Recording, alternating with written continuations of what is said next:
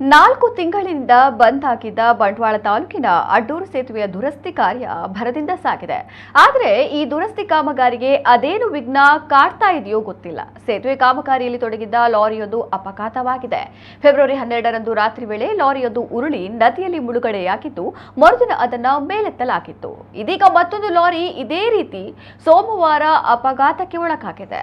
ಅಪಘಾತದಲ್ಲಿ ಚಾಲಕನಿಗೆ ಸಣ್ಣ ಪುಟ್ಟ ಗಾಯಗಳಾಗಿದ್ದು, ಆಸ್ಪತ್ರೆಯಲ್ಲಿ ಚಿಕಿತ್ಸೆಯನ್ನು ಪಡೆದುಕೊಂಡಿದ್ದಾನೆ. ಇಲ್ಲಿ ಸೇತುವೆ ದುರಸ್ತಿಗೆ ಹಾಕಲಾದ ಮಣ್ಣಿನಲ್ಲಿ ಸ್ಕಿಡ್ ಆಗಿ ಈ ಅಪಘಾತ ನಡೆದಿದೆ ಎಂಬ ಮಾಹಿತಿ ಲಭ್ಯವಾಗಿದೆ.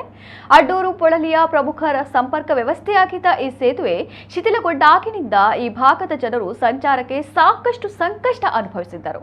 ಮನವಿ, ಪ್ರತಿಭಟನೆ, ಎಚ್ಚರಿಕೆಯ ಬಳಿಕ ಇಲ್ಲಿ ಸೇತುವೆ ದುರಸ್ತಿಗೆ ಅನುದಾನ ಸಿಕ್ಕಿ ಕಾಮಗಾರಿ ಆರಂಭವಾಗಿತ್ತು.